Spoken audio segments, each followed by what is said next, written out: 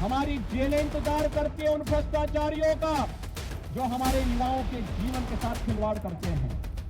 बड़े बड़े माफिया और अपराधी जो उत्तर प्रदेश के अंदर सीना तान करके चलते थे, गरीबों की संपत्तियों पर कब्जा करते थे, किसानों को उजाड़ते थे, हर पूरी व्यवस्था को बंधक बना करके चलते थे, आज तुम दबा करके गिड़गिड़ाते हुए दिखाई दे रहे हैं। सूबे के मुखिया योगी आदित्यनाथ ने जब से उत्तर प्रदेश की सत्ता संभाली है, यूं ही लगातार प्रदेश में अपराध और अपराधियों के खिलाफ जीरो टॉलरेंस की नीति पर काम करते आए हैं। अपराध और अपराधियों के खिलाफ योगी का रुख हमेशा ही कड़ा रहता है, तभी तो यूपी में बड़े से बड़ा अपराधी जेल के पीछे है।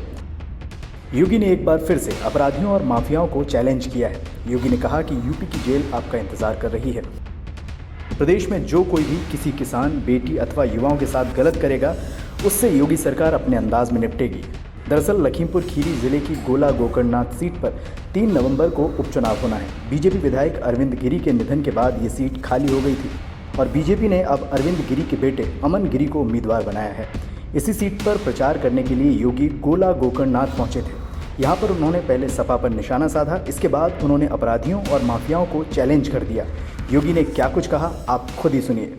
और मैंने कह दिया है कि नया सत्र प्रारंभ होने के साथ ही एक एक अन्नदाता किसान का और गन्ना किसानों के गन्ना मूल्य का भुगतान भी हो जाना चाहिए, और अन्यथा अगर कहीं किसी ने कोताही बरतने का काम किया तो फिर याद रखना हमारी जेलें भी इंतजार करती हैं उन लोगों की जो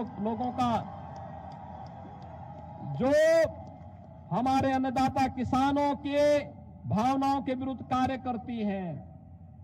हमारी जेलें इंतजार करती है उन भ्रष्टाचारियों का जो हमारे युवाओं के जीवन के साथ खिलवाड़ करते हैं। और आपने देखा होगा सरकार इस मामले में भ्रष्टाचार और भ्रष्टाचारियों के प्रति, अपराध और अपराधियों के प्रति जीरो टॉलरेंस की अपनी नीति के तहत कार्य कर रही है। आज आप देख रहे होंगे बड़े बड़े माफिया और अपराधी जो प्रदेश के अंदर सीना तान करके चलते थे, गरीबों की संपत्तियों पर कब्जा करते थे, किसानों को उजाड़ते थे, हर पूरी व्यवस्था को बंधक बना करके चलते थे, आज दुम दबा करके गिड़गिड़ाते हुए दिखाई दे रहे हैं। पूरे प्रदेश के अंदर आप देख सकते हैं, पूरब में जाइए, पश्चिम में जाइए, ये वही माफिया हैं जो 5 वर्ष पहले तक जिनकी तूती बोलती थी, आज कैसे गिड़गिड़ा रहे हैं। ऐसे लगता है जैसे भीगी बिल्ली जैसे दिखते हैं, दुम दबा करके चल रहे हैं। और इन माफियाओं के साथ यही व्यवहार होना चाहिए, नहीं तो ये आम जन का जीना हराम कर देंगे, बहन बेटियों की सुरक्षा में सेंध लगा डालेंगे, गरीबों की संपत्तियों पर कब्जा कर देंगे और किसी भी शरीफ व्यक्ति को जीने के अधिकार को छीनने का प्रयास करेंगे।